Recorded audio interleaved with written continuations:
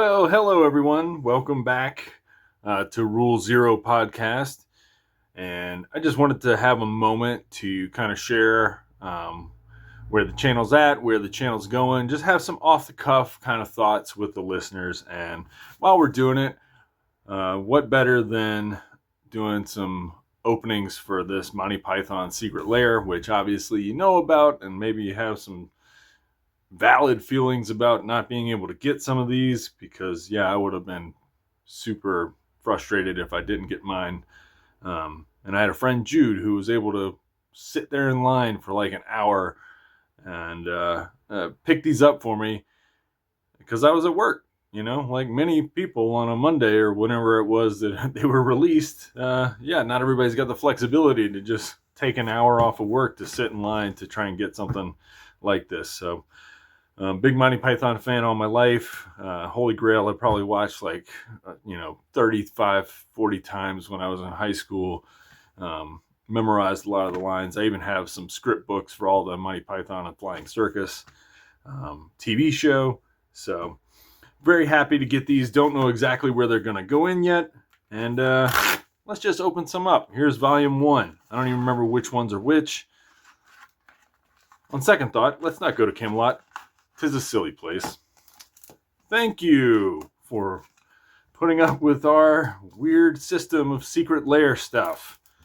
And opening up the pack, we have a classic Tim the Enchanter. Now, when I was in high school, Revised was the set of choice. And one of the cards from Revised, Prodigal Sorcerer, really caught my attention.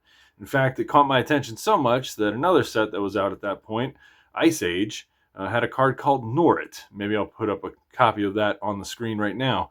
Well, Norrit would allow you to untap a blue creature, or I think it forced creatures to attack. It was like this 4-mana imp. And so in my mind, I was like, well, this is perfect. I've got 4 Royal Assassins, I've got 4 Prodigal Sorcerers, and 4 Norrits. No one can stop me. Turns out, bad deck.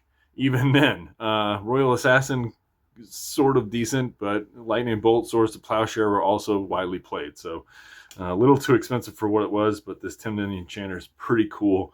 Great flavor-wise. If you ever wonder why people called Prodigal Sorcerer Tim, well, that is why, right there. So, bring out your dead. Bing! I'm getting better.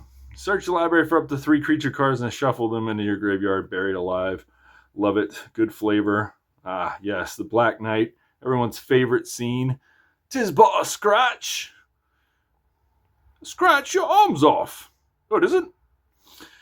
Target creature gets -5/-5. I wonder if people will be able to play these in Modern or whatnot, or if the foils will be too bendy. These currently look okay.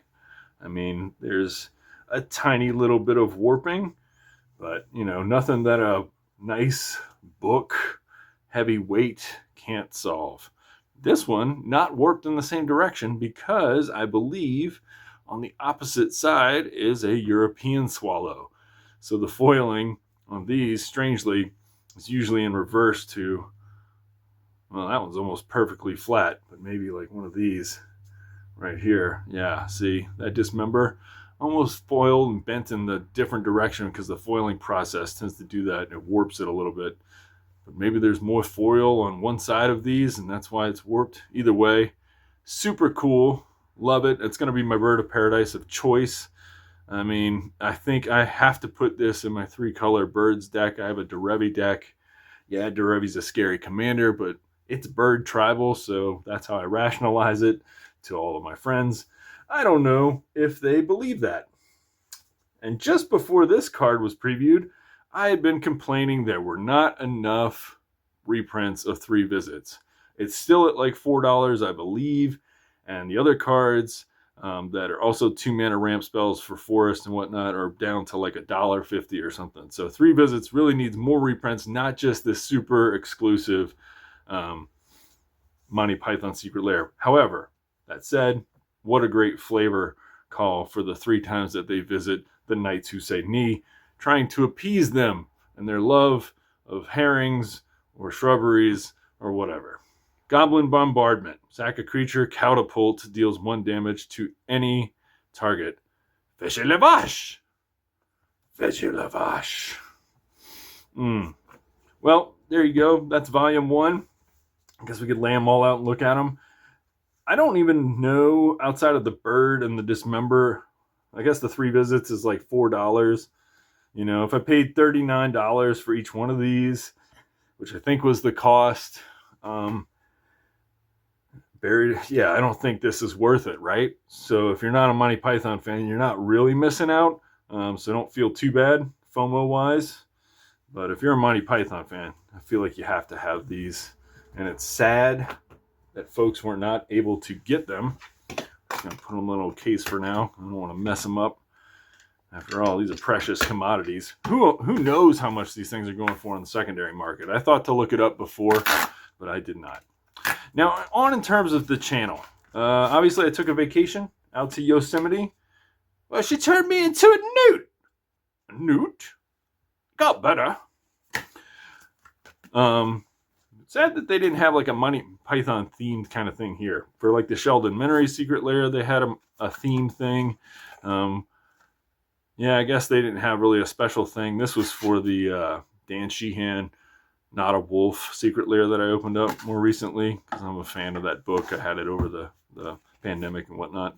But yeah, strange that they didn't have like a more custom sort of card for a Monty Python piece. Something that you could collect itself maybe and keep. But in terms of the channel, as we look at this door to nothingness, as you stare at that into the abyss, things are going well. Really appreciate everyone who's watching, listening, liking, love the comments. You know, even if I don't have all the same opinions as everyone, I love to hear everybody's opinions. And I just ask for more of the same, you know, in the future. It's tough work being mostly a solo person who invites guests on. But try to get the guests on because there's a contingent of folks who prefer my solo stuff, and there's a contingent of folks who also prefer when we've got interplay and back and forth. And those can be more work because you're editing 2 different sound streams or whatever, 2 different recordings into one. And I'm not as proficient at those, but they are also equally kind of fun to do. Right? I love to talk with my friends and my playgroup and my shop owner and all kinds of stuff about things that are going on in the world of magic. And if y'all appreciate it, then we'll keep doing it.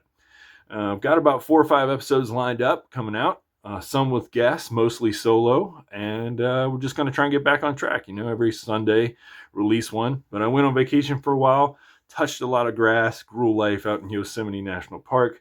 And, you know, came back and really wanted to just take my time and recover. And also collect my hoard of Windshaper Planetars, which we'll take a brief break from the Monty Python here. That's right. This is one of my pet cards.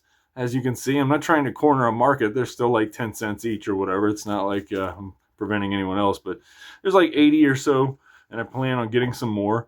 And the reason is because at some point here in the next couple months, I'm thinking about opening a Patreon.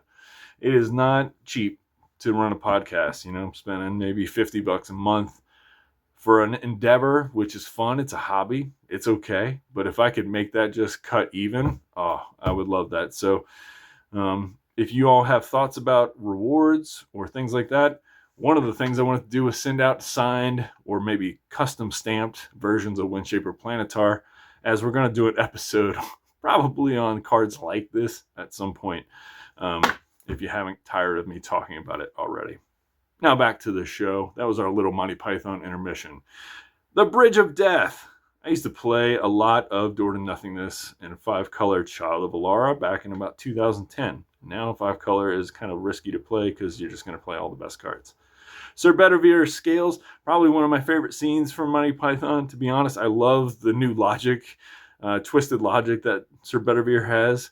You see some of that in the flavor text. So logically, if she weighs the same as a duck, she's made of wood and therefore a witch. And there's a whole long drawn out scene. It's really worth YouTubing if you haven't ever seen it before.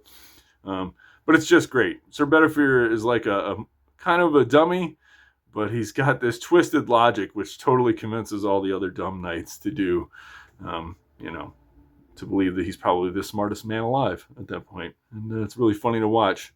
It's all kind of poking fun at sort of like medieval shamanism and stuff like that. Ashnod's Altar, great reprint.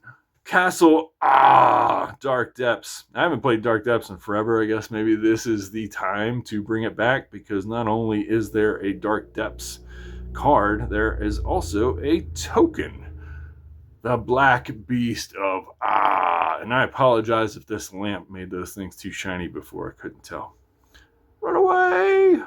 And then final, Killer Rabbit of Carbanog. Kezardrix, not a highly sought after card, but understandably flavor-wise, I guess I get it. But was anybody really, really hankering for this? I mean, there's a lot of rabbits in Bloomborough. You could have turned one of them into a killer rabbit. How about Coain? He's a killer rabbit. Really annoying to play against. Maybe looks soft and fuzzy on the outside. Not so much when you're playing against it. Anyway, I just wanted to show some appreciation for you all, show that I was still alive. Hopefully this will go up in the meantime while we're waiting for another full video to come out. So that's it. Thank you so much, y'all. I hope you're having a pleasant August into September. And keep coming back with likes, comments, shares, things you want to see on the channel. Thank you so much.